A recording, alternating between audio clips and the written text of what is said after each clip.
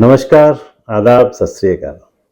दोस्तों, अक्सर ऐसा होता है कि हम बहुत परिश्रम करते हैं, करते ही रहते हैं, एक लंबे समय तक करते रहते हैं और एक समय पे आके हम निराश हो जाते हैं कि इतना परिश्रम इतने वर्षों से कर रहे हैं लेकिन उचित या वांछित सफलता नहीं मिली। तो ऐसे में आकर हम अपनी हिम्मत हार देते हैं और वही समय होता है जबकि हमारी मेहनत का, हमारे परिश्रम का फल मिलने का समय होता है और वो समय गंवाने के बाद फिर हम बहुत पछताते हैं।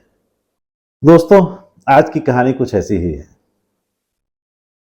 किसी शहर में एक राजमिस्त्री हुआ करता था। राजमिस्त्री कहते हैं जो मकान वगैरह बनाता है मिस्त्री, उसको राजमिस्त्री कहते हैं।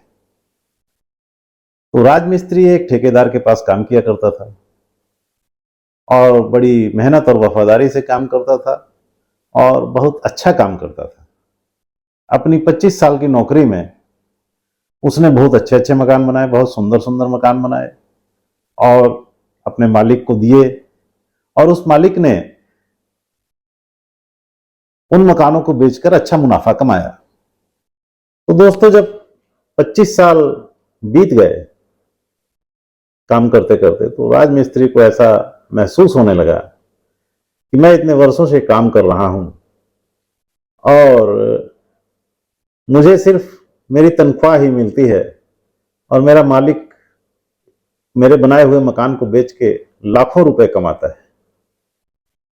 ऐसी भावना लगभग हर किसी में पैदा हो जाती है एक ना एक समय पे आके। तो दोस्तों, जो मालिक होता है वो एक पूंजी का निवेश करता है और अपनी बहुत बड़ी पूंजी को लंबे समय तक निवेश करने के बाद और अपने अधीन जो मजदूर वगैरह काम करते हैं उन सबको उनका मेहनताना देने के बाद वो लाभ कमाता है। इस बात को हम भूल जाते हैं। तो मिस्त्री भी कुछ ऐसी ही भावना का शिकार हो गया और उसने 25 साल की नौकरी के बाद अपने मालिक को कहा कि मालिक, मैं अब नौकरी नहीं करना चाहता और मुझे आप सेवा मुक्त कर दीजिए। ठेकेदार ने कहा, ठीक है, मैं तुम्हें सेवा मुक्त कर दूंगा, लेकिन मेरी एक गुजारिश है कि एक सुंदर सा मकान मुझे तुम और बना के दो। राजमिस्त्री मान तो गया, लेकिन बड़े अनमने से ढंग से उसने मकान को बनाने की शुरुआत की। अब चूंकि उसका मन नहीं लग रहा था मकान बनाने में, तो वो हर स्टेप पर, हर चरण पे कुछ ना कुछ कमी मकान में छोड़ देता या छूट जाती, क्योंकि मन तो नहीं कर रहा था बनाने का। तो कहीं पे सही मसाला ना होना या कहीं थोड़ी सी दीवार टेढ़ी हो जाना, कहीं कुछ, मतलब मकान में ढेरों कमियां छूट गई उससे। जब हमारा मन किसी काम को करने का नहीं करता तो हमारे साथ भी ऐसा ही होता है। तो दोस्तों, वो समय आ गया जब वो मकान बन के कंप्लीट हुआ, पूरा हुआ, संपूर्ण हुआ और मिस्त्री ने मकान बना के चाबी मालिक को दे दी।